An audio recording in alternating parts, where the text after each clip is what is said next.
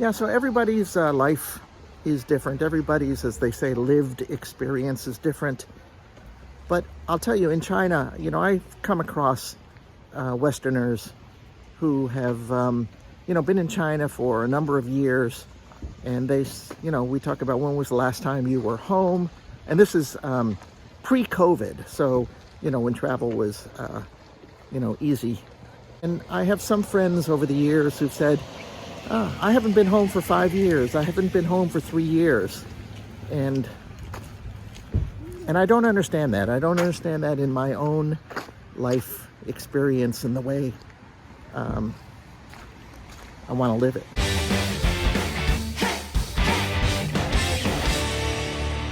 Good morning. When I was a kid growing up in Los Angeles, I had this fascination with Mill Valley, California.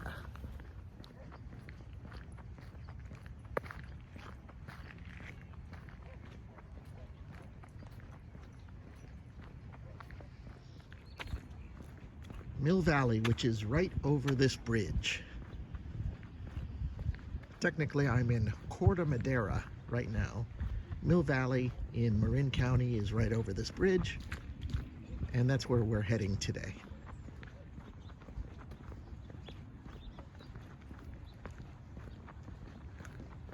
He's coming, don't worry.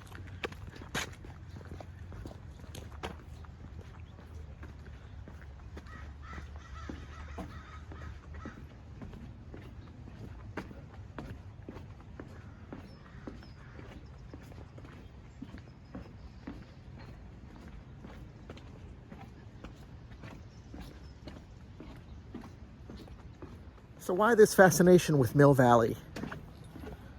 Some of you old-timers may know it is the home of B.J. Honeycutt. B.J. Honeycutt was the most empathetic character in the TV series MASH, about a medical unit during the Korean War. A comedy, but so much more than that. Yeah, anyway, I'm not going to go into a review of the TV series MASH. But B.J. was from Mill Valley, which I had never heard of before, and I imagine that a lot of you have never heard of. Little town in Marin County, about 15 miles north of San Francisco. So I always had this fascination with it. It just sounded so, I don't know, so wonderful. Hey, I live in an insane situation here. Except I have a lifeline. I'm hooked into a little house in Mill Valley where my wife and daughter live. That line gives me one tiny element of control in a situation where everything else is beyond my control. But really, this video, I am not going to go too deep into Mill Valley or even B.J. Honeycutt, although I do want to talk a little about nostalgia, and maybe more importantly, about old friends. Okay, before I get into old friends, maybe I should talk a little bit more about Mill Valley. Mill Valley is the kind of place that can make a wastewater treatment plant beautiful. That's what Mill Valley is about. And also, before I talk about old friends, I need to talk about the current moment. Yesterday was my mom's 90th birthday celebration. We had family in from all over. We had cousins and their children in from Las Vegas, children from Portland, from New Jersey, entire family from the Denver, Colorado area, some guy from China. Some of these people, some of my family, especially my cousins, I haven't seen for 20 years. So it was wonderful, and it was easy and fun. Oh, also a very close friend of my mom's from Los Angeles. I don't want to forget anybody, although I probably am. No, it was great. And then today we are going to follow up with a brunch at my brother and sister-in-law's house in Marin County. So we're amid our kind of 90th birthday celebration of my mom and a family reunion. And how's that for nostalgia and old friends? I cannot overstate the importance of keeping contact with old friends, especially for people like me in this aging male population. There have been dozens of studies about the negative effects of loneliness on health, be it physical or psychological, particularly among aging males. Later, I am going to find some of those articles about the studies and post them in the link below. But for now, trust me, the research is in, it's clear. As you grow older, it's really important to maintain friendships. I feel like my preamble and my rambling was too long. Let me just get straight to the point.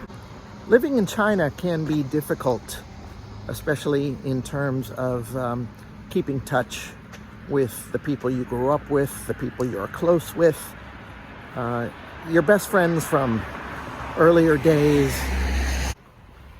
So yesterday morning, before the family reunion, I had coffee with a good friend of mine that I've known for more than 20 years. She's a member of my book club, and my book club is, I hold near and dear to my heart. I've been a member of this book club for 23 years. When I first started teaching in China, I tried to resign from the book club, but they wouldn't let me. So I catch up when I can, when I'm in town, and these days on Zoom, and it's really important to me. The day before, I had lunch with another member of my book club, and that was just lovely and wonderful and great to catch up. And, these people are some of my best friends. Later that day, I talked on Zoom, on FaceTime, let's be accurate here. I talked on FaceTime with one of my closest friends. He lives in New York, and we often talk on FaceTime, when I'm in China or when I'm here. Haven't seen him in, 3 years?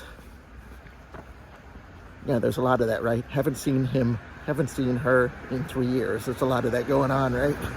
When I get down to Los Angeles, I am going to see friends from high school and one of my closest friends from my college days at the University of Michigan, a very near and dear friend. And I'll tell you how close. I mean, I've known their whole family for years and years. So she knew that I was up here, and she knew that her grown nephew, was going out of town. And so he offered up his apartment for me to stay there as long as I like. And so I moved into an apartment in the Mission District in San Francisco last night. So that's really great. And it comes from friendship, and it comes from keeping in touch, even when the distances make it difficult. And that's the thing, you don't have to live in China and have these people back in your home country to keep contact. It's really important to be proactive, to not let relationships just slip away as they do. I saw my good friends in the Haight District about a week ago. Had pizza together, long talk. Sometimes it's really difficult to repeat the same story about your life, the chaos and everything that's going on, but it's important. And this, I said this at the beginning, this is not to downplay the importance of family. Family is everything. This video is not about family at the moment. It's about maintaining relationships with friends you've had for years, the importance, to heart, both physically and emotionally, psychologically, so important. And I feel, it's so great to connect after these long periods of time. At the risk of being snarky, I think that they keep this thing alive just to show that they were once a mill town and not the tech money driven $2 million house bedroom community that they are. No longer a mill, of course.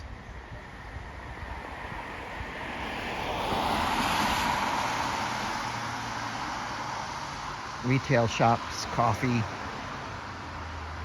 I'm sure there's an assortment of cheese and other artisan creations. I imagine much different than in BJ Honeycutt's day. Yeah, so everybody's life is different. Everybody's, as they say, lived experience is different. But I'll tell you, in China, I've come across Westerners who have, been in China for a number of years. And they, we talk about when was the last time you were home. And this is pre-COVID. So, when travel was, easy. And I have some friends over the years who've said, I haven't been home for 5 years. I haven't been home for 3 years. And I don't understand that. I don't understand that in my own life experience and the way I want to live it. I was always the guy who went home to America twice a year, once during the summer break and once during the spring festival break. And that's always been very important to me. Haven't been able to do it, for these past 3 years, but I'm just talking about a way of connecting, a way of maintaining old friendships, a way of not falling into this isolated loneliness trap. I have to confess that, outside of Summer, and Summer and I spend hours, and we spend almost all of our non-working time together, and it's great, it's wonderful, she's wonderful. But it's not, again, it's not what I'm talking about today. I'm talking about, especially as a male, maintaining friendships and connections as you get older. Over the years working in China, I have had friends, but in Wuhan, to be honest, no close friends outside of Summer. And that can be very difficult sometimes for me. I am not proud to say, I'm very introverted. Sometimes I joke that I don't like to be around people, which I probably shouldn't say as a classroom school teacher. But that is different. Teaching and even building relationships with your students, that is different than the kind of close friendships I'm talking about. I'm going to turn around here and go back. It's also a good time to end this video.